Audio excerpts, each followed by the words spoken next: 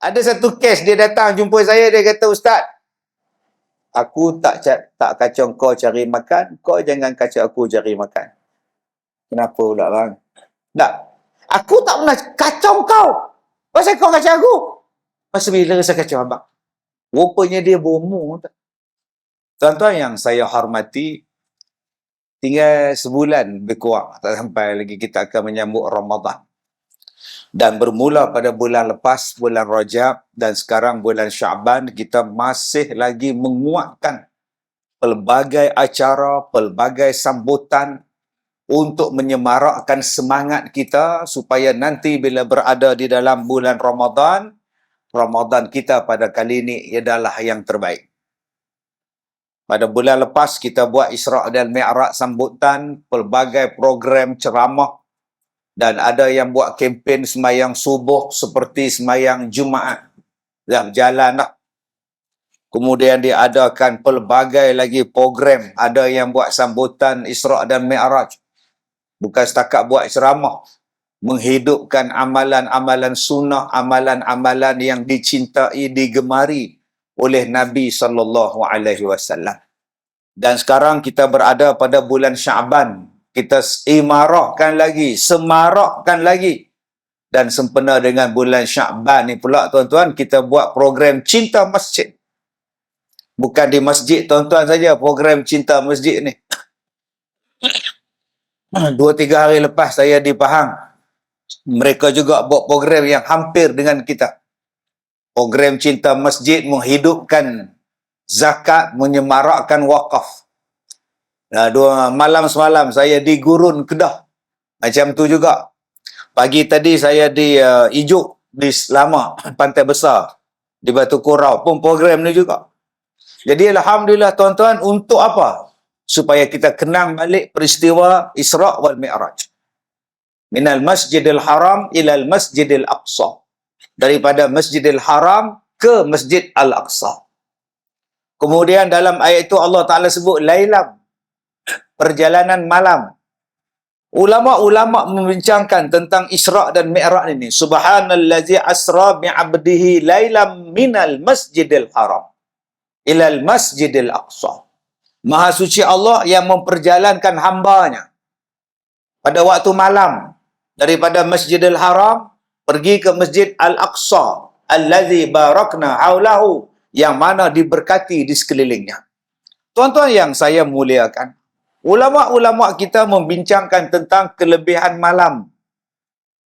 Kenapa Nabi dibawa pada waktu malam? Siang kan cerah, siang kan nampak, tapi kenapa malam? Kenapa pergerakan itu daripada masjid ke masjid? Dan yang paling istimewa tuan-tuan, Allah Ta'ala sebut Maha Suci Allah yang memperjalankan hambanya. Perkataan hamba ini merujuk kepada Nabi Muhammad SAW dan merujuk kepada orang-orang yang Allah iktiraf sebagai kekasihnya, sebagai hambanya. Kalau kita lihat di dalam surah Maryam, Allah juga memanggil Nabi Zakaria dengan panggilan hambanya. Dipanggilnya, tuan-tuan. Dan apa keistimewaan hamba? Bila sebut hamba, bukan macam hamba yang kita faham. Hamba bagi bangsa kita ni meletihkan. Hamba bagi kita ni melecehkan. Apa kau ingat aku hamba engkau? Apa kau ingat aku ni hamba engkau? Oh, hamba ni bagi kita ni kira teruk.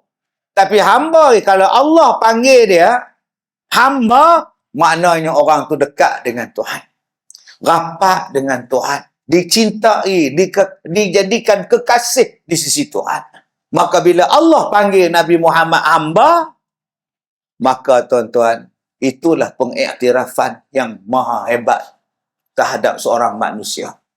Jadi ustaz, boleh tak ustaz, kita ni Allah Ta'ala panggil hamba? Sekarang pun dah mengaku hamba Allah. Tak percaya, cuba sedekah kapek, sedekah sejadah kat masjid. Ikhlas hamba Allah. Kita yang mengakunya, Allah belum tentu panggil. Tak percaya, cuba tengok kalau anak minta derma. Pak, Abah, cikgu minta derma untuk program maraton. Bagi RM1. Tulis nama bapa ke? Hamba Allah. Nampak tu? Ayah, cikgu minta derma, baca Yasin, SPM, bubur RM10. Ayah bagi RM10. Hamba Allah ke ayah? Nama ayah, lah Bidin. Nampak tuan-tuan? RM1 hamba Allah, RM10 nama betul. Nampak? Dia bukan orang sini, dia di Afrika. Mana-mana pula mengaku hamba Allah. Mana-mana tuan-tuan, kalau kita dia mengaku hamba Allah, siapa boleh mengaku? Tapi kalau Allah iktiraf, yang ni yang kita nak. Allah mengiktiraf kita sebagai hambanya. Maka bagaimana nak mendapat pengiktirafan sebagai hamba Allah? Ada banyak cara, banyak jalan, banyak syarat dia. Maka kalau kita melihat daripada perspektif Rasulullah, Isra' dan Mi'raj, tempatnya di masjid. Masjid, malam. Malam, masjid. Maha suci Allah yang memperjalankan hambanya pada waktu malam. Malam dulu. Minal masjid. Daripada Masjid Al-Haram. Daripada Masjid Al-Haram ke Masjid Al-Aqsa. Jadi tuan-tuan, malam ni kita fokus dua benda ni. Pertama, malam. Kedua, masjid. Untuk mencapai taraf, mencapai tahap bagaimana nak menjadi hamba Allah. Jadi Ustaz, apa istimewanya hamba Allah Ustaz? Allah. Cuba tengok hamba Allah. Allah Ta'ala sebut di dalam Quran, Ya ayyatuhan nafsul mutmainnah. Irji'i ila rabbiki radiyatan mardiyah. Fadkhuli fi ibadi.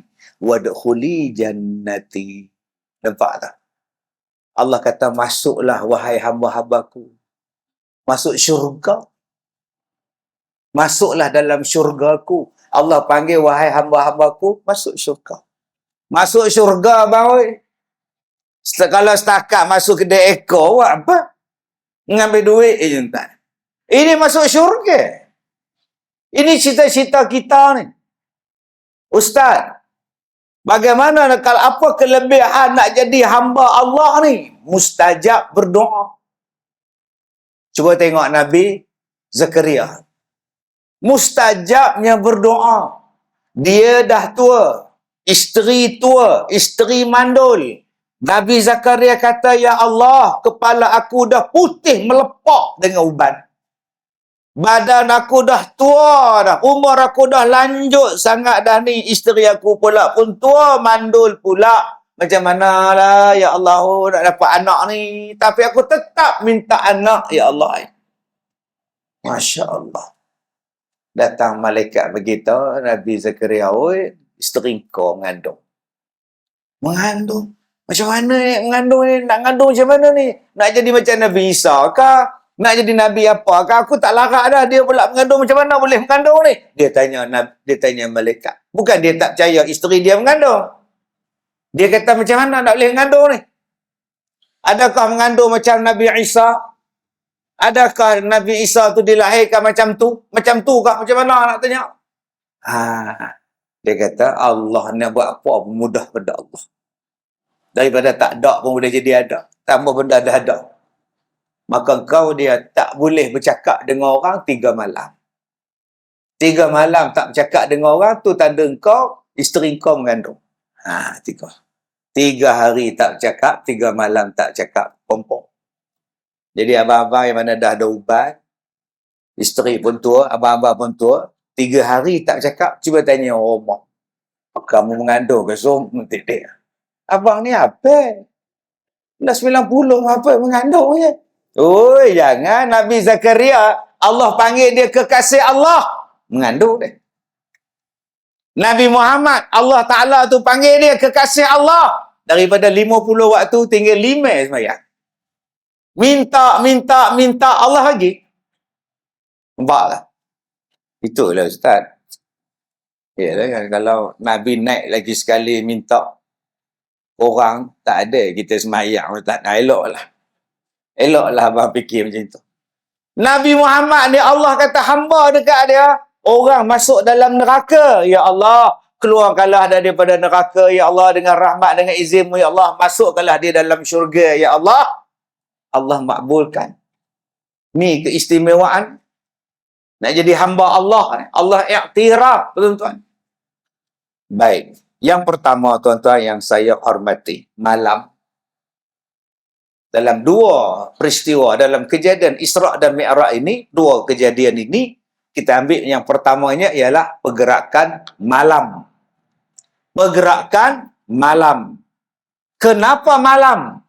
Nabi Musa dapat wahyu malam di Bukit Trusina. Daripada jauh nampak atas gunung tu api. Api apa? Malam, tuan-tuan. Tuan-tuan tengok bulan Ramadan akan datang. Ada satu malam. Nama dia Lailatul Qadar. Ni, saat lagi ni, bulan Syaban ni. Ujung saat lagi ni, tuan-tuan. Tengah-tengah dia saat lagi. Ada nisfu Syaban. Malam nisfu Syaban. Adanya istimewa. Dipanggil apa? Menghidupkan malam. Qiyamul Lail. Allah Ta'ala sebut pada Rasulullah, hei orang yang berselimut, hei orang yang muddathir, muzammil, qumil lail, bangun, hidupkan malam. Allah Ta'ala sebut pada Rasulullah kita, bangun, hidupkan malam. Dia tak sebut, bangun, hidupkan siang. Malam, tuan-tuan. Tuan-tuan tengoklah banyak peristiwa berlakunya pada waktu malam. Nabi Muhammad hijrah pada waktu malam, tuan-tuan. Peristiwa yang besar-besar dalam kehidupan sejarah kita ialah berlaku pada waktu malam. Untuk apa? Mendekatkan diri kepada Allah. Menghampirkan diri pada Allah. Beribadat kepada Allah. Beruzlah kepada Allah. Waktu yang paling dekat, paling rapat ialah pada waktu malam. Tengok-tengok masjid-masjid waktu malam kunci. Jam. Mangga pula besar penumbuk depan tu. Jam. Kelak malam hidup. Pukul 12 cerah lagi. Sambung permit pula pukul 2 pagi. Pompang karaoke, pompang. Masjid pukul 9.30. Balik. Bukan masjid sini lah, di Afrika. Saya singgah semayang Isyak, nak pergi ceramah dia membuat di Padang. Singgah semayang di masjid Isyak. Sampai lambat, dia mau dah habis semayang. Bila habis semayang, saya semayang tepi switch tu. Tengah duduk semayang tu, datang Tok Siok ke sampai tak tahu, dia tutup lampu sambil bercakap. Semayang cepat sikit, nak tutup lah. Saya mengangguk, baik. Bayangkan tuan-tuan, tengah semayang boleh warning, balik bayang cepat sikit tu dia. Atau macam mana nak jadikan masjid itu minal masjidil haram? Macam mana malam tu nak jadi hebat? Sebab tu tuan-tuan, macam mana kita nak ubah masjid kita ni? Bukan macam itu. Kanak-kanak dilarang masuk. Dilarang tidur dalam masjid. Lebur. Pintu kunci nak semayang. Pintu kunci, lala semayang di luar. Kapet apa yang tak ada, semayang atas tai. Bos jadah pula dah 6 tahun tak basuh. 6 tahun tak basuh sejadah lah. Kita pun sujud tak bernafas. Lalah bila sujud kali kedua, melangkau kepala tu lepas pada sejadah. Begini badannya. Datang pula orang baru datang. Ini mazhab apa? Ini ahli sufi ni tadi. Orang belakang pula niru begini. Padahal yang dia nengok tu pasal sejadah tu busuk, tuan-tuan. Dia nak tahan apa? Akhirnya apa akan jadi pada masyarakat? Tuan-tuan yang saya hormati, cuba tuan-tuan tengok. Apa yang ada pada waktu malam? Jelas nampak benda-benda yang hebat. Di waktu malam, malam bagaikan ada tersimpan sejuta rahsia, malam dihiasi bintang-bintang, keindahan tiada taranya. Sebab itu tuan-tuan, orang melihat kebesaran Allah dengan bintang, langit. Allah sebut dalam Isra' tadi, linuriyahu min ayatina, untuk ditunjukkan tanda-tanda kebesaran kami pada Nabi Muhammad sallallahu alaihi wasallam. Maka bila datangnya malam, tuan-tuan, Masya Allah, nampak apa dia? Langit yang sangat hebat, bintang yang sangat cantik, Masya Allah. Tapi sayang, tuan-tuan, orang kita belajar Isra' dan Mi'raj. Nabi Muhammad naik ke langit Mi'raj, tangga demi tangga, tingkat demi tingkat, turun. Tepat pula tu. Naik ke langit, turun tepat ke Mekah. Tapi kita belajar di sekolah, bumi berputar 1670 km sejam. Macam mana cerita? Tuan-tuan faham tak? Nabi Muhammad naik ke langit, kemudian turun tepat. Tapi kata bumi berpusing 1600 km sejam. Pusing, jenuh ngejur Nabi Muhammad. Otak tuan-tuan letak di mana? Bumi ni berjalan ke tidak? Nabi Muhammad kata Baitullahil Haram sama dengan Baitul Ma'mur di langit. Kalau jatuh Baitul Ma'mur tu tepat kena pada Kaabah. Kalau bumi berpusing, nak tepat macam mana bang? Sekarang selesaikan dulu masalah. Bumi berpusing ke tidak? Bumi tetap ke tidak? Yang pusing siapa? Pelajaran Isra' Mi'raj daripada kita belum beranak dah dengar ceramah dah. Sampai sekarang. Sampai berhenti beranak dah kat Zoom. Duk belajar lagi. Bumi berputar, bumi berputar. Wal jibala autada. Dan gunung ganang itu menjadi pasak bumi. Supaya bumi tidak bergerak. Tetap di situ. Mai kita belajar geografi, bumi berpusing 1600 km duk pusing. Seorang pun tak pening. Cuba belajarlah hadis Nabi, baca ayat Quran. Nabi kata kalau Baitul Ma'mur setentang dengan Baitullah, jatuh Baitul Ma'mur tu tepat ke Kaabah. Kalau Kaabah berpusing macam mana? Cepikir tuan-tuan. Berapa banyak pahaman-pahaman dulu, pahaman-pahaman orang mengubah apa yang Quran bawa.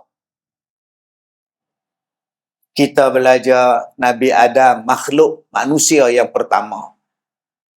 Mereka belajar pula manusia pada beruk. Macam. Tuan-tuan percaya Quran ke percaya apa? Manusia dari beruk. Macam mana Pak?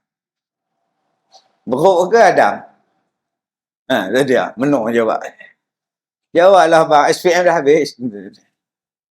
Kalau lah abang-abang mengaku daripada beruk, tuan-tuan, anak-anak cucu beruk yang saya hormati. Menung tuan. Menung kita. Telefon ni 1984. Ni. Yang mula-mula buat telefon bimbit ni, nama dia apa? Motorola. Syarikat Motorola. Bila tak? 1984. 83, 84 dia produce. Berat handphone pada masa itu 2 kilo. Dia pun. Buh dalam poket tu. Kita ingat bata rupa handphone tu dia berapa tak. Orang yang mula-mula buat handphone tu kita ingat Ingat. Orang yang mula buat kereta kita ingat. Orang yang mula buat kereta api kita ingat. Orang yang mula buat kereta terbang kita ingat. Orang yang mula buat telefon rumah kita ingat Pak Brahim, Alexander Graham Bell. Semua benda hak nombor 1 kita ingat. Cuba ingat balik. Beruk yang nombor 1 nama apa? Kalau manusia ni asal pada beruk yang nombor 1 nama apa? Takkan tak ingat. Tak tahu apa kena ambil. Ustaz lupa Ustaz. Tapi manusia yang pertama kalau tanya pada orang Islam, dia dapat jawab. Adam. Tadi kamu ingat yang mula-mula buat kapal terbang. Kamu ingat yang mula-mula buat kereta. Atau tak kata ingat mula-mula berut siapa nak ambil. Tuan-tuan, jom keluar daripada kepompong. Kita ambil ajaran Islam. Solid. Lebih benar. Dan benar. Bukan lebih benar lah. Benar. Apa-apa yang datang daripada Allah, apa-apa yang datang daripada Quran, daripada lidah Nabi SAW, itu adalah benar. Sebab tu kita sebut, Sadaqallahul Azim. Baik, balik tentang malam tadi. Kenapa dengan malam? Yang pertama, malam ini ialah terbentangnya pelbagai peristiwa yang halus-halus untuk manusia mengkaji, melihat, memerhati kebesaran Allah. Sayang, orang putih, dia beli teropong. Malam-malam dia teropong. Dia tengok bintang, dia tengok yang berkelip, yang tak berkelip, berkelip, tak berkelip. Yang herannya bila dia teropong bintang tu, ada ya bintang kat situ. Kalaulah bumi ni berpusing, oh, mana dia bintang tadi? Oh, dah pindah sana pula. Oh, sana pula. Oh, yalah, kita dah pusing. Tak pula. Kalau dah kata bumi ni berpusing, bila tengok anak bulan, oh, laju pula bumi ni. Sudah. Sudah. Dah, duk tengok tang situ je. Maknanya bumi duk situ. Tuan-tuan duk tengok anak bulan puasa nanti, cuba tengok begini duk teropong. Tak bergerak mau Pak Long tu duk situ. Pak siapa Pak Long bergerak? Nak hambat bumi ni, bumi tu tak tahu mana pergi pula. Tak tuan-tuan, bila bulan terbit tang situlah dia kira darjah dia berapa, ketinggian berapa, pukul berapa, jangkaan anak bulan akan berada berapa kaki tinggi daripada dia susun.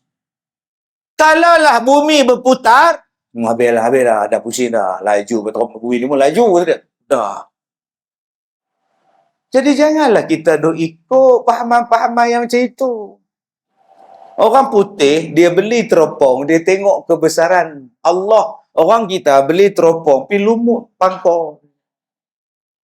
Dia tengok kat pangkor laut tengok. Mat, Rusia ke apa tu, Mat? Pasal tu bukan tu Afrika pula otak Afrika. Rusia tu. Duk ngintai orang, entah weh. Dia kata tu pun kebesaran Allah tak, Ustaz? Bila masa kau nak mendekatkan diri kepada Allah kalau kau tak mengkaji langit? Tuan-tuan ingat saja-saja ke Allah Ta'ala bawa Nabi Muhammad tu ke langit tu? Ada pula ustaz cakap sebab dia nak jumpa Allah. Allah. Kenapa nak jumpa Allah di langit? Sebab Allah duduk di langit. Astaghfirullahalazim. Nabi Muhammad, dia mengadap untuk terima perintah sembahyang bukan sebab Allah tu duduk di langit kat semua. Allah bukan bertempat. Tuan tengok Allah duduk cokong. Baru sampai, Mat.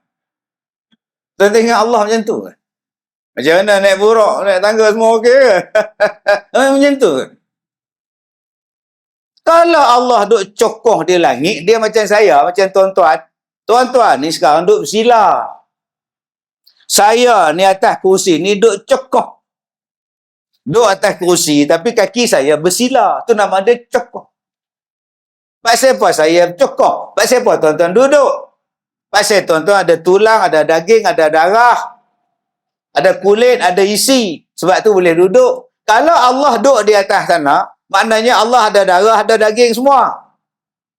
Mana boleh Allah ada tulang? Mana boleh Allah ada daging? Jadi jangan cakap Allah ada di langit. Tapi ayat Quran sebut Ustaz, Allah di langit. Banyak lagi ayat Quran sebut Allah Ta'ala tu ada dekat dengan kamu. Maknanya Allah mana? Allah Ta'ala hampir lebih dekat dengan urat leher kamu ni. Mana Allah ada sini ke? Jangan cakap macam tu. Jangan nampak satu ayat je. Sebab tu kita ni ada ulama tafsir membincarakan je. Allah Ta'ala sebut dialah yang di langit, dia di bumi. Maknanya Allah ada di bumi juga. Jangan faham macam itu. Kita ni ahli sunnah wal jamaah, laisa kamislihi syai'. Allah tak sama macam kita. Allah tak duduk di sana, tak duduk di sini. Sebab ada orang datang cabar saya, dia kata, Ustaz, setiap benda yang ada mesti nampak. Setiap benda yang nampak mesti ada. Setiap benda yang ada mesti ada. Sekarang Allah ada tak? Ada. Mana? Mana?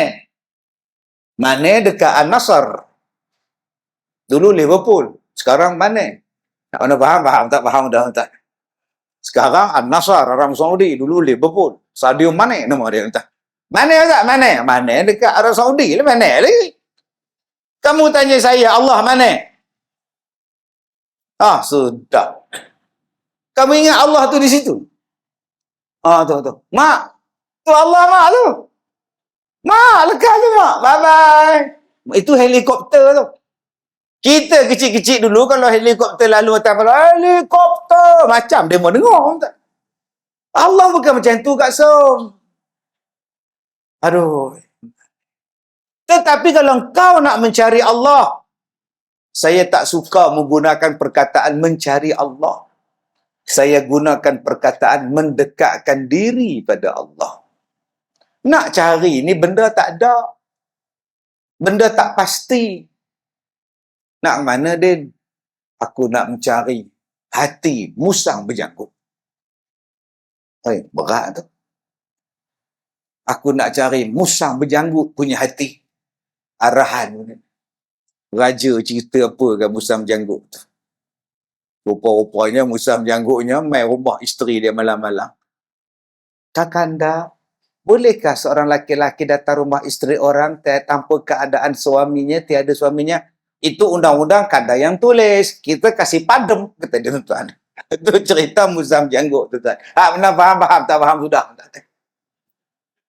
Engkau nak cari hati musang berjanggut memang tak jumpa lah. Kita bukan mencari Allah, kita mendekatkan diri kepada Allah. Bila malam yang paling mendekatkan diri pada Allah. Sebab itulah Allah nampakkan kepada kita walaupun malam, tetapi cahayanya hebat. Walaupun malam, tetapi sinaran cahayanya hebat. Sinaran nur dia hebat. Pada waktu malamlah dibukakan pintu-pintu hati manusia. Tuan-tuan yang saya muliakan. Sebab itulah bila kita sebut tentang malam, dia nampak tanda-tanda halusnya. Orang yang halus pemikiran dia, maka dia nampak malam adalah satu benda yang sangat istimewa. Tapi ada orang yang bila masuk malam, dia tak rasa istimewa. Nabi kata, bila datang malam, bila datang senja, tutup pintu. Tutup tingkap. Masukkan anak-anak kamu. Hari ini, datang malam, datang maghrib, anak-anak dibawanya ke kedai Tom Yam. Pukul 7.30, 7.40, anak-anak berlari di kedai Tom Yam. Mai 12 malam, menangis. Pukul 1 menangis. Bapak pun tepuk pintu. Kok-kok senyap. Amat albak. Akhirnya tak senyap-senyap. Pukul 2 pagi, pergi panggil Tok Imam. Tolong jampi, Zat. Anak saya ni apa hal menangis ni. Kan Nabi dah kata malam-malam maghrib tutup pintu, tutup tingkap. Kunci rumah anak ni jangan bagi keluar. Engkau pula dengan waktu maghrib lah kau bawa pergi ke padang permainan. Berlari main buayan. Jalan kedai sana, jalan shopping mall. Seolah-olah malam ni tak ada apa-apa pada dia. Awal-awal malam ada solat maghrib. Tak ada apa-apa dia dengan maghrib. Lepak lagi, makan lagi, enjoy lagi. Seolah-olah tak ada apa. Tak ada beza dengan orang yang tidak beragama. Datang sembahyang isyak. Tak ada apa-apa, tuan-tuan. Seolah-olah malam ni tak ada apa-apa. Sehinggalah habis malam. Nama dia subuh pun tak ada apa-apa pada dia.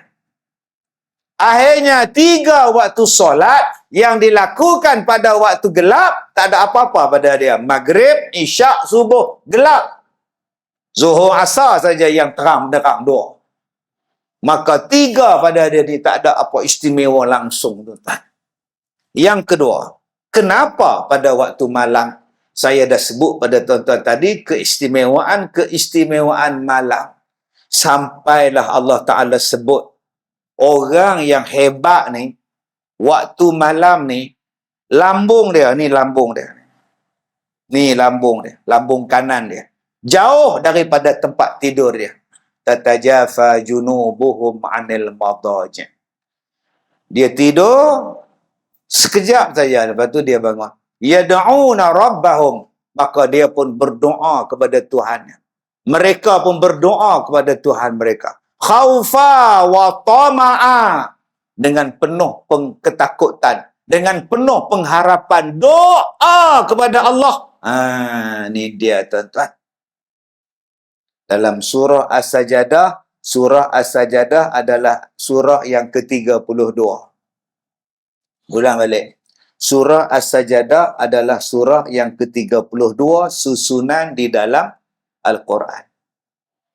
Allah Ta'ala sebut masjid, Allah Ta'ala sebut sujud, Allah Ta'ala sebut orang yang sujud, sajid, fasjud, masajid, masjid. Dalam Quran, Allah Ta'ala sebut sebanyak 32 kali. Surah As-Sajadah, susunan dia, surah yang ke-32. Al-Fatihah, Al-Baqarah, Ali Imran, An-Nisa, 32, As-Sajadah. Perkataan sajadah, masjid, sajid, dalam Quran Allah Ta'ala sebut 32 kali. Sama surah dengan sama jumlah sebutan. Masya Allah. Di dalam surah As-Sajadah tu ada perkataan sujud. Wahum la yastakbirun. Okey? Ada perkataan sujud, suruh sujud, nama dia surah Sajadah, ayat Sajadah. Ayat Sajadah di dalam surah As-Sajadah, nombornya ialah ayat yang ke-15. Daripada perkataan innama yu'minu bi ayatina allazi tu, daripada innama tu sampai ayat yang terakhir tu, ayat dia ada 15 ayat. Ayat yang ke-15, perkataan dia pun 15, perkataan masjid 32, surah As-Sajadah 32. Macam mana Al-Quran disusun begitu hebat, tuan-tuan. Kalau Nabi Muhammad buat susunan macam tu, dia tak pergi sekolah. Dia bukan ada doktor, dia bukan ada dekan duk mengajar dia. Mustahil Nabi yang buat.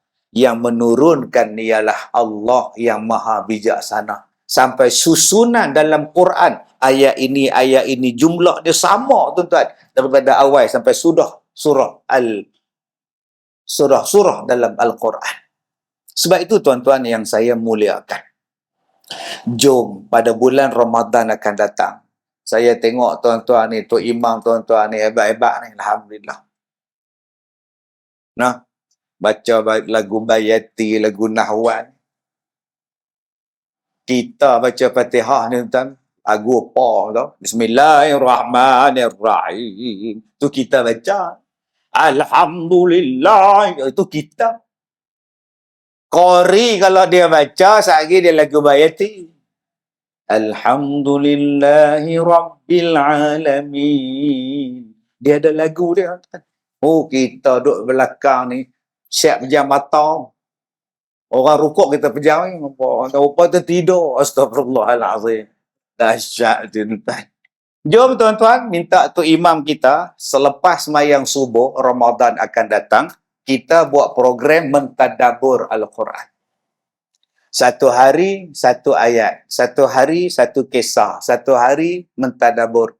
Okey, hari ini kita nak mentadabburkan Al-Quran. Perkataan air di dalam Al-Quran.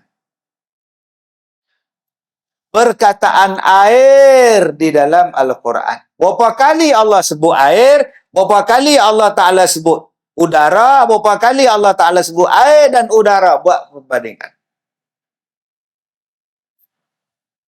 Di dalam Al-Quran, hari ini kita belajar tentang kehidupan.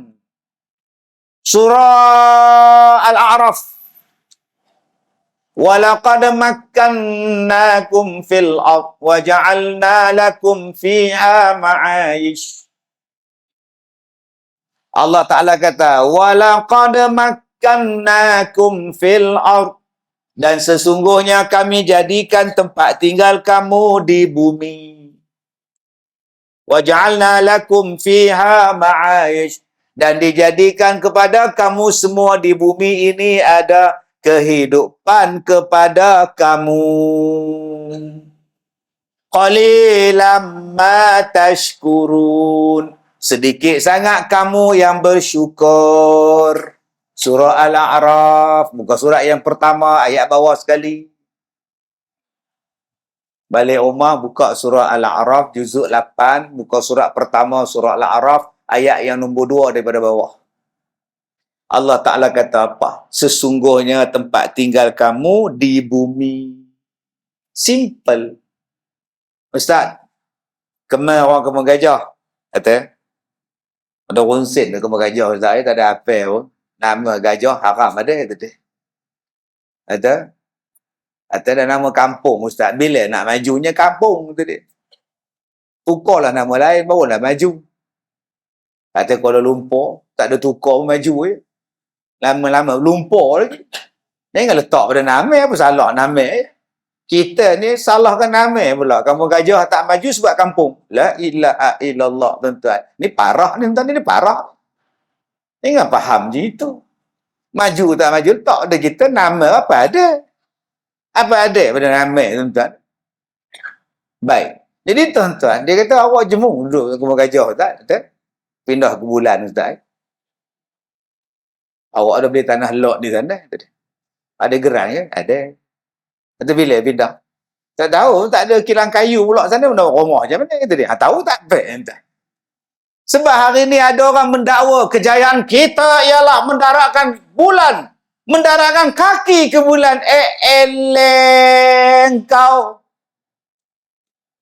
Gunung Everest kau tak sampai. Janganlah terperdaya. Allah Ta'ala kata kehidupan kamu hanya di bumi.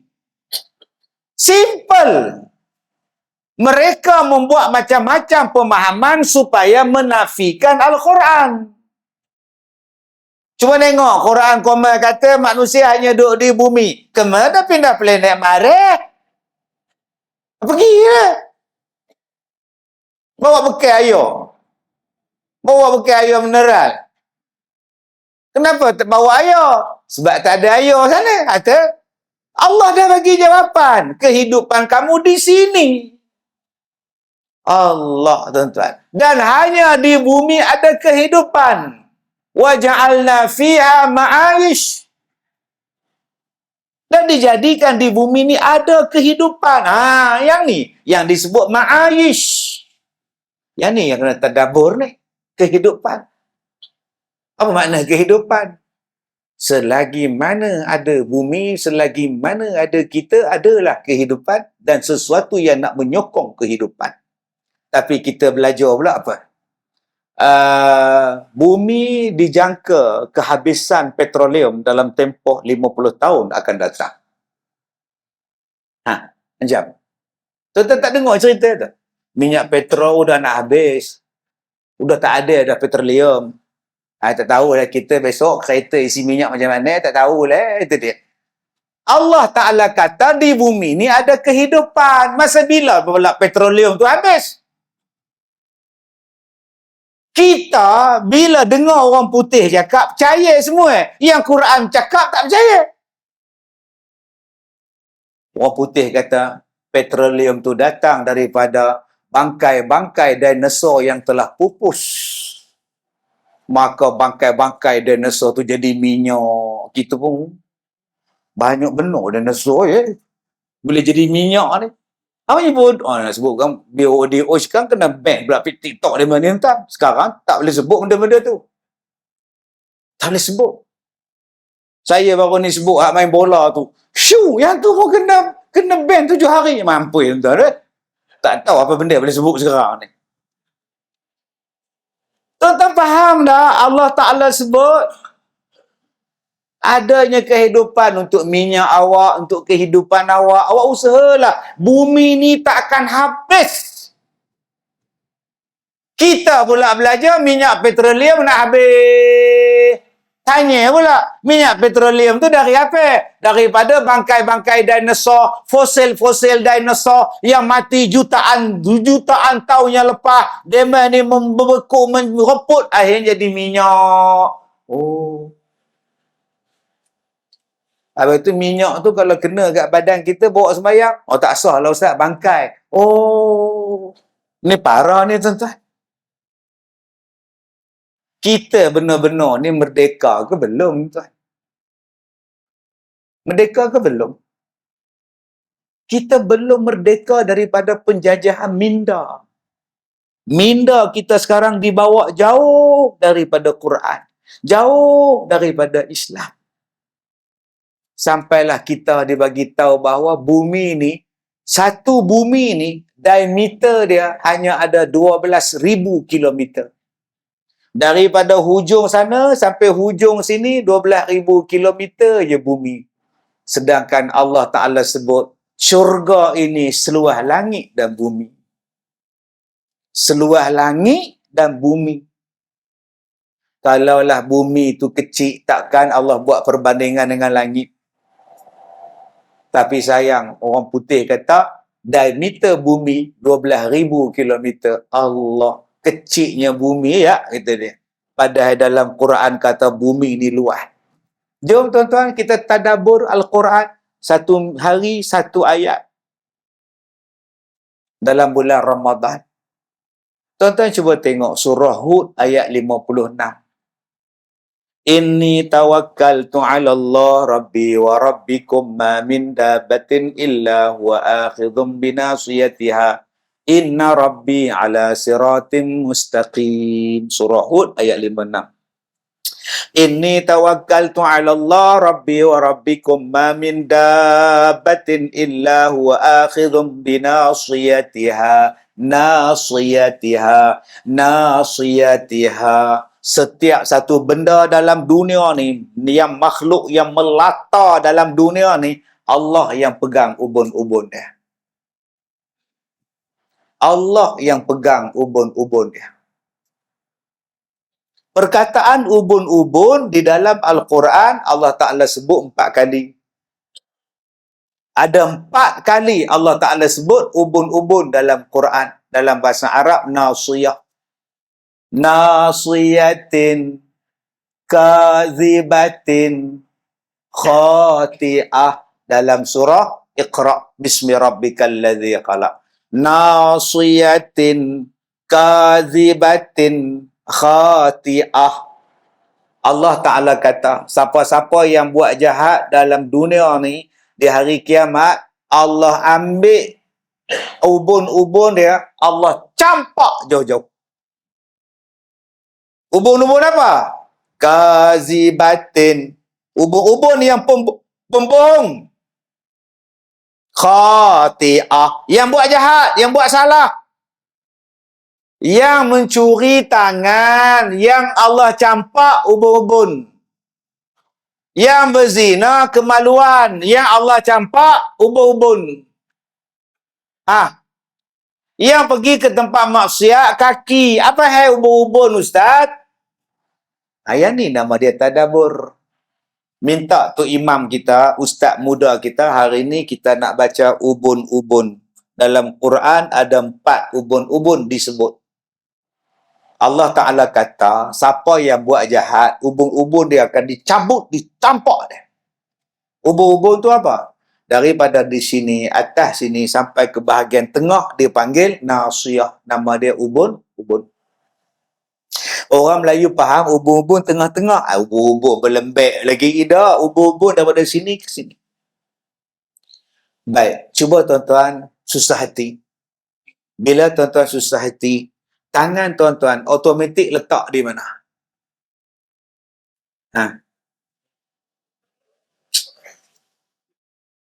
Nampak? Itu kalau duduk atas meja. Kalau tidur, kalau tuan-tuan tersilap, tuan-tuan buat apa? Allah. Kalau tuan-tuan terlupa, Allah. Nampak? Ada tak bila tuan-tuan terlupa? Allah. Ada tuan-tuan. Tobat lahum. Tak ada tuan-tuan. Bila terlupa, aduh, nampak tak? Bila tuan-tuan pening, aduh, pening kepala aku. Tak pening pun.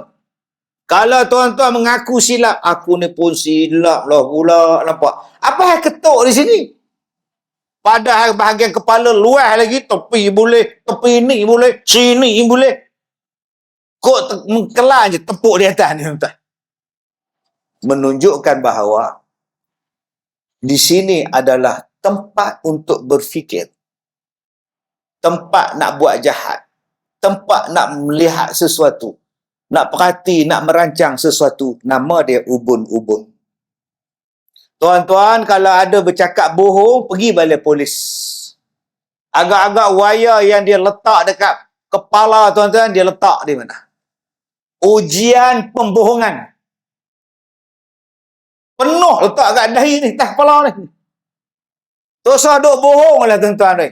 Bila bohong ni, mesin tu dapat kesan. Ini temberang punya orang, auta punya orang.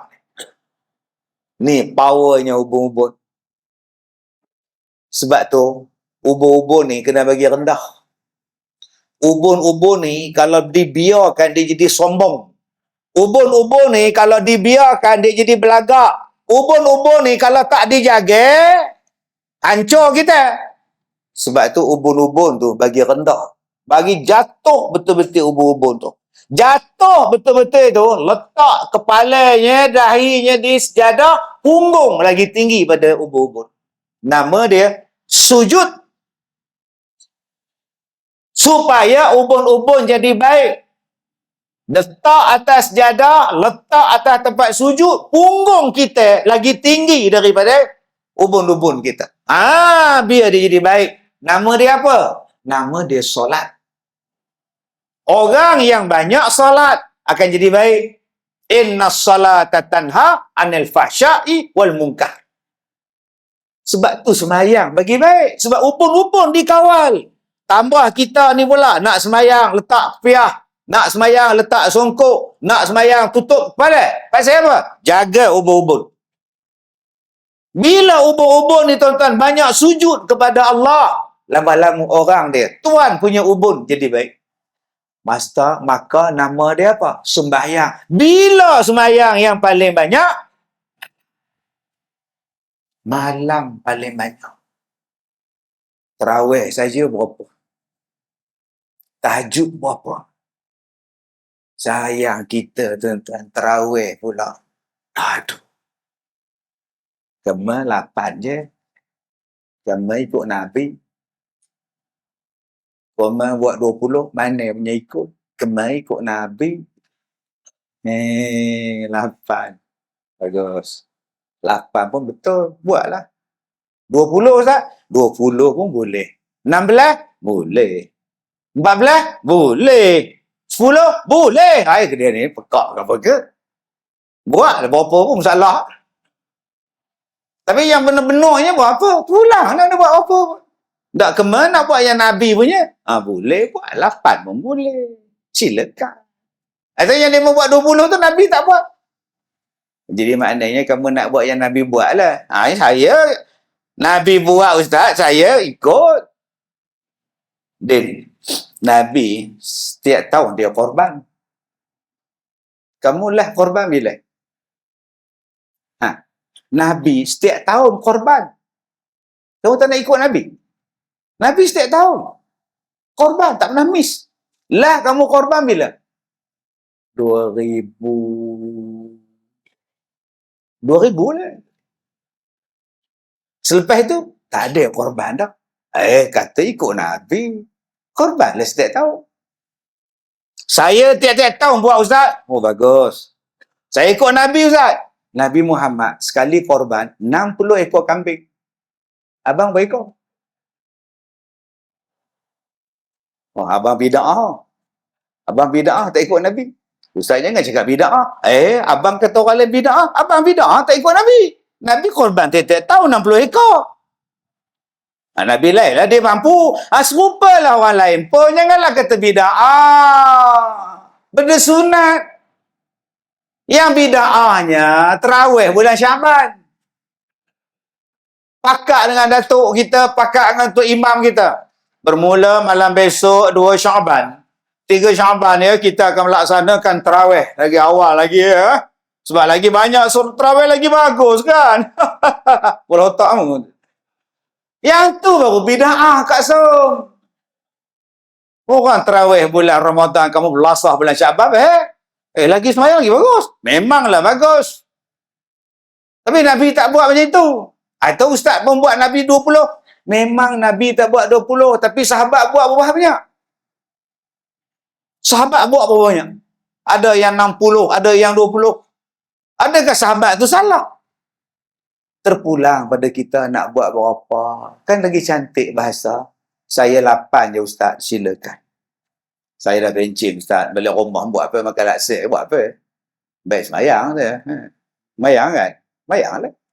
Saya buat 10 ustaz, kilang masuk pukul 10, saya habis pukul 10 rakaat. Boleh. Ustaz, isteri saya beranak ustaz, tak dapat saya sembahyang. Yang beranak isteri apa? Abang tak sembahyang tarawih pula. Apa kena mengena anak abang dengan isteri? Sembahyang ni. Atau anak saya ramai ustaz, anak 8. Yang kecil pun setahun ustaz, ini beranak pula. Jadi saya tak mampu nak tarawih ustaz, menjaga anak je ustaz. Tak apalah, benda sunat kan simple. Simple. Kami ustaz, kampung kami langsung tak buat tarawih. Apa? Kampung kami banjir ustaz. Dah 3 minggu tenggelam masjid ustaz. Tak tahu nampak di mana. Pun boleh juga benda sunat. La ilaha illallah. Tapi kita asyik gaduh. Bila nak jadi baik? Kenapa tak jadi baik? Sebab bergaduh. Masjid kita ni tuan-tuan tak ada apa kelebihan. Lambat, belakang. Awal, depan. Sama saja tuan-tuan. Tak ada siapa istimewa, tak ada, engkau sama di sisi Allah. Tapi sayang tuan-tuan. Kita kata kita cinta pada masjid. Kita kata kita cinta pada Rasulullah, kita ikut Nabi sallallahu alaihi wasallam. Ya ke ikut Nabi? Nabi kata apa? Ahabul bilad ilallah masajiduha. Wa abghadul bilad ilallah aswaquha. Nabi kata tempat yang paling dicintai oleh Allah adalah masjid. Dan tempat yang paling Allah tak suka sekali tuan-tuan di dalam dunia ni mana tuan-tuan? Pasar-pasarnya. Nabi kata tempat yang paling Allah sayang, paling suka masjid. Tempat yang paling Allah tak suka gedung pasar. Sekarang cuba tengok yang mana yang paling ramai orang pergi. Sampai 2-3 tahun lepas pergi masjid pun kena sukat. Kunci tu hanya 6 orang saja ya yang boleh sembahyang ya. Yang lain tak boleh ya, penyakit ya. Dekat tak sembahyang. Sembahyang Jumaat 40 orang saja ya, yang lain minta maaf ya. Duk tolak pintu pagar. Jim, nak sembahyang je. Minta maaf. Jim, seorang je, nak sembahyang je. Gaduh kat depan. Sian masjid tuan-tuan. Yang dapat sembahyang 6 orang. Itu pun berasuk. Inilah barisan kita tu. Nak pergi sembahyang zaman tu. Bila pergi ke pasar? Boleh. Pasar boleh. Sila. Bila ditanya kenapa di pasar boleh datang ramai-ramai? Kenapa di masjid nak sembahyang tak boleh ramai-ramai? Sebab di pasar ada beras. Nak minta ke darah. Masjid mana ada beras nak minta ke darah. Kata dia. Allah, sedihlah jawapan masa itu tuan-tuan. Kali ni kalau datang lagi penyakit ke apa ke benda tuan-tuan, jangan duk dengar dah lah cakap orang putih tuan. Sampai semayang sedepa jauh. Ni takut penyakit. Kalau lebih sedepa, penyakit tak datang dah. Oh gitu pula. Yang seronoknya demo datang satu kereta 4 orang, duduk rapat-rapat elok. Datang satu kereta rapat-rapat dalam kereta, bila sembahyang jauh-jauh gini. Kenapa tak duduk kereta jauh-jauh? Seorang atas bumbung, seorang dalam exhaust. Sampai bila orang kita ni dah lah percaya manusia daripada beruk? Percaya. Penyakit duduk dalam masjid pun percaya. Astaghfirullahalazim, tuan-tuan. Yang seronoknya bila duduk dengan isteri, boleh pula sebelah ni belah. Hello, abang, tak berjangkit? Kita tak apa. Penyakit tu kenal kita lelaki bini. Oh gitu. Di masjid tu dia tak kenal. Oh. Boleh pula duduk rapat-rapat lelaki bini. Itu yang heran tu. Oh, dia kenal lah suami isteri. Jangan kacau tu daripada lelaki bini tu. Biar. Ni masjid tu. Tok Imam yang dekat dia tu. Sampai sekarang orang duk takut. Sampai sekarang. Dulu kalau ada Pak Ji, balik pada umrah, balik pada haji, berebut suruh jadi imam. Dia baru sampai semalam jadi imam. Ji, ambil berkat je, tanah suci Allah. Cium. Belaga pipi tu, ngak Allah Ji. Satu masjid. Haji, imam Haji. Sekarang agak-agak tuan-tuan nak cium dah orang balik umrah. Obatlah, tambah dia batuk pula. Dah tahu batuk jangan datang.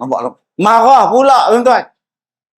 Bukan kata batuk, bersin pun. Nyakitlah aku, ya Allah.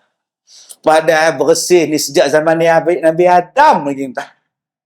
Anak Nabi Adam pun tak ada lagi. Isteri Nabi Adam pun tak ada lagi. Nabi Adam bersin dah.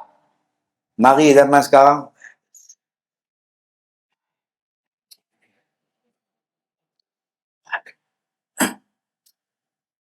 Tapi sayang tuan. Ada juga orang ambil tu. Haji, jadi imam Haji. Saya baru balik Mekah. Tak apa tapi berkat jadi imam je. Allah. Silap pun datang pakai jubah lah. Kawan baca Qul Wallah. Dan dia kata batuk. Tadi elok. Suara tak ada batuk. Suruh jadi imam batuk. Jadi abang-abang, macam mana abang-abang tak nak jadi imam? Senang aja. Cakap aja. Saya COVID. Satu masjid hilang, tinggal dia seorang. Itulah cara paling mudah tak nak jadi imam. Jadi tuan-tuan yang saya hormati, nak jadi hamba ni, kena tunduk patuh pada Allah. Tu dia hamba. Kepala ni, karha wa tau'a ni, tunduk pada Allah. Sebab ada orang kata dia hamba Allah, tapi dia tak tunduk. Dia tak tunduk pada Allah. Saya nak menjadi diri saya sendiri, Ustaz. Saya tak nak hipokrit. Kalau saya pakai tudung, itu bukan saya, Ustaz. Betul? Sebenarnya macam mana? Sebenarnya saya tak setuju dengan tudung. Sebab tu kalau saya pakai, saya hipokrit. Saya tak suka. So, saya nak jadi diri saya buka tudung, Ustaz. Betul? Itu saya lah. Doakan saya lah supaya saya pakai tudung. Macam mana pula engkau? Depan tu ada sekolah. Ada sekolah, asrama penuh pun ada sekolah. Cuba anak-anak tuan-tuan masuk sekolah. Dia pakai spender.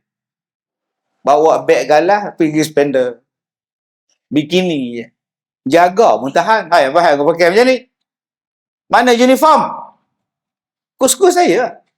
Saya kalau pakai uniform, saya tak ikhlas. Baju putih, kain biru, saya tak ikhlas. Saya pakai macam ni, saya nak jadi diri saya tahu. Peraturan dia, kena pakai uniform. Tak, awak faham tak? Saya tak ikhlas dengan... Saya nak jadi diri saya. Agak-agak tuan-tuan, guru besar dia datang, pengetua dia datang. Apa hal ni? Pakai macam ni. Cikgu, jangan cakap apa cikgu. Ini hak saya, okey? Human right. Jadi saya nak pakai apa suka saya. Lagipun saya tak nak bohong pada diri saya. Saya kalau pakai baju kurung, pakai baju tu tak nampak diri saya. Bukan jiwa saya. Bikini jiwa saya. Saya nak ikhlas. Buat apa saya pakai tudung kalau tak ikhlas? Pengetua dia kata, saya pun nak ikhlas. Buang awak pada sekolah. Gambus. Awak suka ke, awak tak suka ke, itu uniform pakai. Kalau awak tak nak pakai, awak pergi cari kerja tempat lain. Begitulah kita dalam dunia. Sukakah, tak sukakah, ini peraturan Allah. Tunduklah. Okey, saya tak suka. Kalau begitu, cari bumi lain. Duduk sana. Bumi mana? Mana saya tahu? Ini bumi Allah. Kamu cari bumi lain yang Allah tak buat. Mana ada bumi yang Allah tak buat? Semua Allah buat. Kalau gitu, tunduk je. Sampai bila saya nak tunduk? Tau'a wa karha. Sama ada secara sukarela atau secara paksa, engkau kena tunduk. Sampailah engkau ikhlas. Maka bagaimana nak tundukkan itu? Tundukkan ubun-ubun ni. Dengan jalan apa? Solat. Bilakah solat sunat yang paling banyak? Malam. Di manakah tempat yang afdal? Ni dia, tuan-tuan. Masjid. Baru nak sampai tajuk masjid. Sejam lebih, Ustaz. Tahu tak apa, tuan-tuan? Atau bila nak habis ceramah ni, Ustaz? Mana saya tahu, tuan-tuan? Jam tuan-tuan tu pula lambat. Sekarang dah pukul 9. Dia pukul 9. Patut saya rasa bila masa nak habis ni, tuan-tuan. Jam kita sekarang ni 9.10. Jam situ pukul 9. Dia main ni cerodit nok, tuan-tuan. Allah. Tuan-tuan, weh. Last. Saya ni benarnya penat, tuan-tuan. Hari apa ke nama? Hari Selasa saya di pulau. Saya di Phuket, Thailand. Hari Rabu saya ada di Singapura. Hari Khamis saya di Temerloh. Jumaat semalam saya di Gurun. Malam ni saya dengan tuan-tuan di Kampung Gajah. Besok saya di Gurun, Kedah. Itu baru jadual saya 4 hari je. Belum masuk siang lagi. Baru malam je. Siang tadi saya di Ijuk. Pukul 9 pagi. Siang besok saya di Batu Kurau. Ni lepas ni ke Batu Kurau lah. Ustaz tak ada rehat, Ustaz. Mana ada. Kerja. Kerja. Sampailah Abang Jamil. Yang mana faham, tak faham sudah. Abang Jamil ni dengan marah saya pula. Ustaz ni udah doa saya. Ustaz dah. Ni cerita Piramli. Tuan-tuan yang saya muliakan. Di luar sana, abang. Orang banyak masalah. Dan mereka mencari-cari di manakah tempat yang boleh menyelesaikan masalah. Sekolah saya tu 18 tahun. 18 tahun saya buat sekolah Al-Barakah, Pondok Al-Barakah. Setiap hari ni saya tak ada.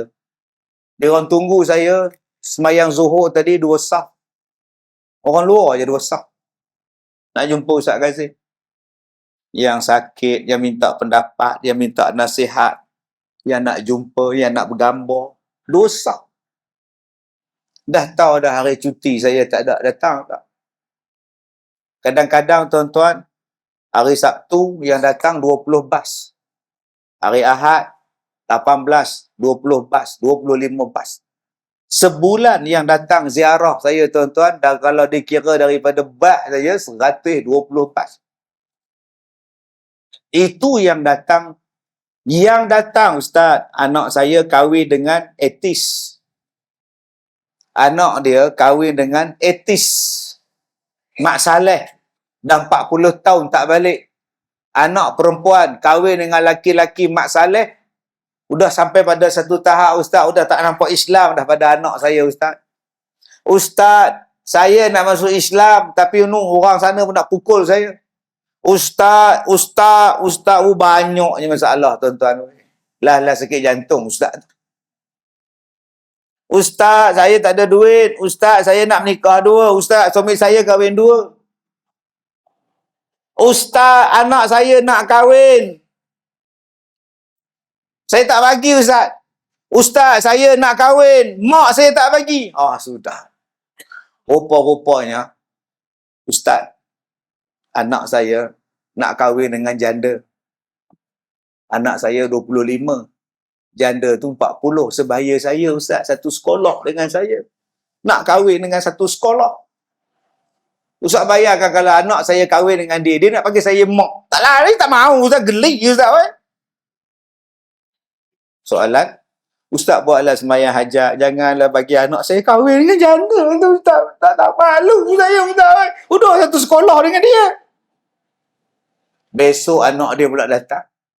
Ustaz, saya nak kahwin satu janda umur 45. Mak saya tak kasih, Ustaz. Kenapa? Dia kata janda tu sebaya dengan dia dan satu sekolah dengan dia. Baru saya teringat kemarin. Anak dia ni. Yang kemarin saya baca Yasin, yang budak ni pun saya baca Yasin, udah berlaga Yasin, tuan-tuan. Oi, ni parah ni. Tenang. Macam-macam, tuan-tuan. Kalaulah saya tak terima demand ni, tuan-tuan, cakap apa jadi? Itu lah jenis tu. Yang jenis pahaman Ustaz, saya bantah pendapat Ustaz. Ya. Yeah. Saya tak setuju dengan pendapat Ustaz. Dengar Ustaz ceramah Ustaz ni. Ustaz ni, tenang, abang. Kita bincang elok. Abang buka kitab abang lo. Saya buka kitab saya. Mana kitab abang? Saya tak ada kitab. Saya bawa ceramah Ustaz ni. Ustaz dengar dia cakap. Oh, itu abang dengar dia. Sekarang saya bukan cakap saya baca kitab. Sekarang sebelum saya baca kitab, abang baca kitab ni kat saya dulu, biar abang terang pada saya. Dia nengok Jawi. Tak payah kitab lah. Baca lah dulu. Alihkan kenderaan AGL 3183. AHM 4499. AGL 3183, AHM 4499. Minta tolong ubah. Ya, nasib baik pakai kereta saya, tuan-tuan. Tak mana pula cerita, tuan-tuan. Lupa, tuan-tuan. Tu cerita masalah ajak berdebat bila saya buka. Ada satu kes dia datang jumpa saya, dia kata, Ustaz, aku tak kacau kau cari makan, kau jangan kacau aku cari makan. Kenapa pula, bang? Tak. Aku tak pernah kacau kau. Pasal kau kacau aku? Pasal bila saya kacau abang? Rupanya dia bomoh. Saya baca kitab perubatan-perubatan. Nak darah, nak kuku, nak segala rambut, segala bulu. Bagi ayam seekor, jamu pokok. Jamu tepi pokok, sungai tepi pokok. Jamu hanyutkan makanan. Saya kata itu ancak, haram. Rupa-rupanya dia buat. Ambil kambing seekor, sembelih, tadah darah. Ambil kuku, ambil rambut, ambil bulu. Letak sekali dengan darah kambing, hanyut di sungai. Nak buang saka. Upah 3,000. Mana saya tahu? Saya cerita je. Dia bawa geng dia, tuan-tuan, 6 jahanam. Dia seorang, anak murid dia 5. 5 campur seorang, 6. Oh, macam tu pun ada. Ada satu lagi pula, dia rempuh jaga. Jaga tak bagi masuk, dia tolak jaga saya. Dia masuk, jumpa kerani saya pun dia langgar, tuan. Dia masuk jumpa PA dengan PA saya pun terlentang sekali. Hoi, dia kata nak jumpa Ustaz Kazim ni susah ya. Udah mengalahkan menteri tak ada susah macam ni. Tak adalah, jumpa saya senang lah. Dah abang tak ada temu janji, memanglah susah. Orang depan sana dah ramai bang temu janji bang. Sebulan, 2 bulan abang main rempuh mana boleh bang. Tak apalah, dah abang dah sampai tu, apa salah abang? Cakap abang. Tak, saya nak tanya pada Ustaz, ya. Kenapa dia orang cakap saya bukan Imam Mahdi? Siapa cakap? Ada lah. Apa masalah dia orang, Ustaz? Kalau aku pun kata, engkau bukan Imam Mahdi dengan aku kena sekali ni, Ustaz. Tengok dahi itu luas. Dahi luas, bulu kening tebal, bercantum, orang putih. Ciri-ciri tu ada Imam Mahdi. Dia tepuk meja saya. Pom, Ustaz macam ni lah aku cari. Oh, sudah tuan-tuan. Ni parah ni tuan-tuan. Saya bengang, dia orang kata saya bukan Imam Mahdi. Abang asal mana bang? Cemong. Abang boleh cakap Arab? Tak boleh. Tu silap abang. Imam Mahdi cakap. Jadi saya bukan Imam Mahdi lah. Pasal abang tak cakap Arab. Okey Ustaz, terima kasih. Balik. Sampai sekarang saya berdoa, Ya Allah, janganlah dia masuk kelas bahasa Arab, Ya Allah. Buat je dia masuk kelas bahasa Arab, mampu Ustaz. Lagi 2 tahun dia sampai pula, imtahanal minal kalam. Sudah tuan-tuan, mampu kita. Jadi tuan-tuan, yang nak bunuh diri, Ustaz, saya nak bunuh diri. Ustaz nak kata apa? Tunggu Ustaz lo. Saya nak nyembang lo. Tak, saya nak bunuh diri. Okey, kau nak bunuh diri dengan pisau, dengan tali atau terjun jabatan? Tak, saya bukan main-main Ustaz. Saya tanya pun bukan main-main. Saya tanya betul ni. Tali dah ada belum? Kenapa? Kalau tak ada, saya nak beli. Ustaz, saya bukan main-main. Saya pun betul-betul. Kak, bila Kak cadang nak gantung diri, bunuh diri? Kenapa Ustaz tanya? Sebab saya nak buat FB Live. Mesti ramai orang tengok. Macam ni pun ada tuan-tuan. Lah duk sekolah saya, duk dia. Tak jadi bunuh diri dah. Tuan-tuan, di luar sana, banyak masalah. Jom kita jadikan masjid ni tempat menyelesaikan masalah. Malam-malam ada orang nak mengadu.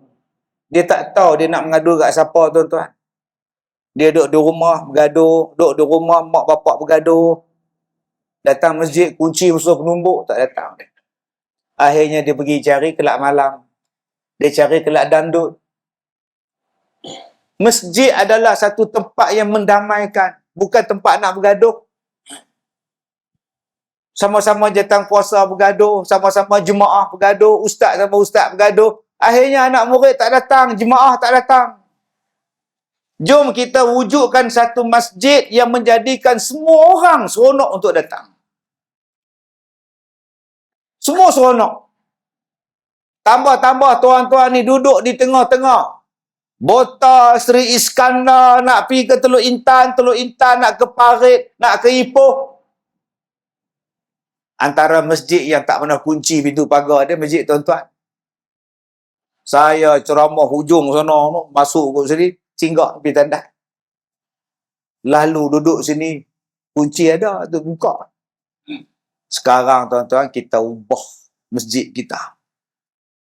Jadikan satu masjid yang R&R untuk kawasan Kampung Gajah, Teluk Intan, Sri Iskandar, Ipoh, Batu Gajah. Orang singgah sini, di sini ada tempat perniagaan, di sini ada tempat kaunseling, di sini ada car wash, di sini ada pusat internet, di sini ada kedai makan, di sini ada kebab, di sini semua ada, bilik air untuk mandi ada, hotel untuk berehat ada, di sini ada taman untuk anak-anak bermain. Masjid 24 jam jalan. Sang canggihnya tandas, canggihnya masjid, Masya Allah. Saya banyak pergi masjid tuan-tuan, oh mengerikan tandas dia. Saya minta driver saya, nama dia Abang Cik, PA saya. Abang Cik tengok tandas. Dia pun pergi melawat. Okey, Ustaz, tandas nombor 2 kering, tandas nombor 1 kepala paip tak ada. Ustaz masuk tandas nombor 2 lah, dia kering bersih. Saya pun pergi, hoi. Pergi-pergi memang kering dan bersih sungguh. Pintu tak ada. Memang orang tak masuk tuan-tuan weh. Siapa nak masuk kering kontang dalam tu? Saya pergi pintu sebelah pula. Pintu ada, kepala paip tak ada. Ni masalah betul tuan ni. Maknanya kita pula duk fikir masalah masjid ni. Bukan masjid fikir masalah kita tuan. Kalaulah kita jadikan masjid kita ni Allah tuan-tuan weh. Jangan takut. Nanti masjid tak ada duit ustaz. Nanti kalau masjid bagi bantuan, masjid tak ada duit ustaz. Masjid jadikan tempat persinggahan. Bil air naik ustaz. Buat dulu. 18 tahun saya buat sekolah. Kerajaan bukan tolong. Bantuan apa saya dapat? Korporat bantu apa? 18 tahun. Makcik tak ada duit. Mai, ambil duit. Pergi beli beras. Ustaz, kami tak mau beras. Kami tak nak duit. Kami nak beras. Hampir ambil beras. Ustaz, suami saya jadikan saya pelacur. Mai sini. Duduk pondok saya. Satgi suami